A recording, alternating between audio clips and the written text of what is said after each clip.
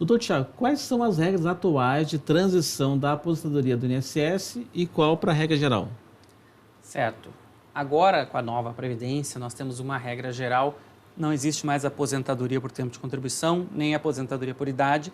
Se uniu esses conceitos na aposentadoria programada, que é uma aposentadoria que o homem tem que ter 65 anos de idade, a mulher tem que ter 62 anos de idade, e a mulher tem que ter 15 anos de contribuição e o homem tem que ter 20 anos de contribuição. Mas isso é a regra geral e nova, porque a maioria dos homens e a maioria das mulheres ainda estão nas regras de transição.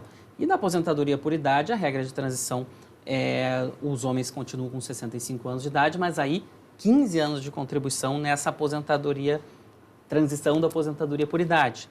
Nós temos outras regras de transição. Na aposentadoria especial, a idade mínima é 60 anos de idade para ambos os sexos e precisa daquela exposição de 15, 20 ou 25 anos de tempo insalubre, perigoso, penoso. Muito pouca gente tem conseguido essa aposentadoria especial, agora a nova Previdência, nessa regra geral, que eu falei que é os 60 anos, ou na regra de transição, que é 86 pontos, somando a idade e o tempo de contribuição. Isso da especial. Essa especial é porque o INSS não está aceitando facilmente? Isso é uma dificuldade. A outra dificuldade é que o INSS não aceita os PPPs vêm com problemas ali, dizendo que não é especial e tem muitos problemas na especial, né? É o que mais dá trabalho para a advocacia previdenciária, o que é mais difícil para o cidadão conseguir. Mas eu me refiro a mesmo ele tendo isso, quando ele chega, ele não consegue esperar num trabalho insalubre até os 60 anos de idade ou até os 86 pontos. E isso é um ponto que lá em Brasília a gente deveria rever essa transição da especial, desses 86 pontos. Existem outras regras de transição, uma por pontos, tem que somar pontos e idade, esses pontos vão aumentando. Uma por idade, mais tempo de contribuição. Aí, se a mulher tem que ter 30 anos e o homem 35, somar uma idade que todo ano vai aumentando. E outras duas regras de transição que são de pedágios. Pedágio de 50% para quem faltava 2 anos, quando entrou em vigor a nova Previdência, 2 anos ou menos para se aposentar. Essa regra ainda utiliza o fator previdenciário, mas eu chamo de linha de chegada para quem estava perto da aposentadoria, pode usar esse pedágio de 50% a mais do tempo que faltava para se aposentar.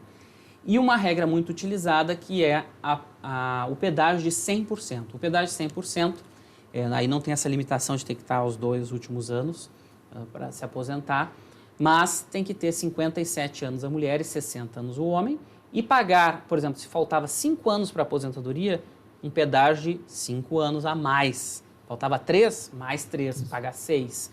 Ele trabalha isso e aí se aposenta. Eu até chamo de regra do 100-100. 100% é o pedágio, mas a pessoa se aposenta sempre com 100% da média.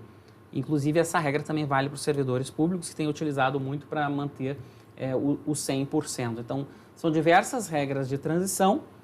Tiago, e aí como saber qual a melhor regra para mim?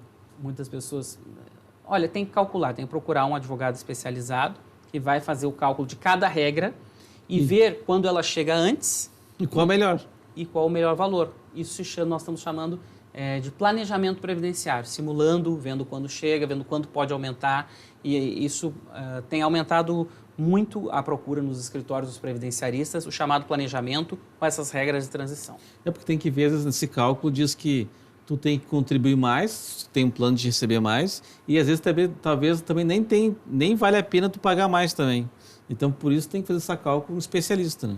Eu vou lhe dar um exemplo. Às vezes chega um cliente no escritório e diz, doutor, fiz tudo certo, paguei os 2 últimos anos no teto. E chega lá e recebe o salário mínimo. Por quê? Porque não fez o planejamento. Botou dinheiro, entre aspas, ajudou a Previdência, né? Mas para ele, o benefício dele não teve muito êxito. E aí se aposentou e aí depois chega para o advogado numa situação... O advogado é um pouco tipo médico, assim, às vezes a pessoa faz toda errada, detona a saúde e chega para o médico resolver. E o advogado também. Então tem que fazer o planejamento quanto antes, melhor.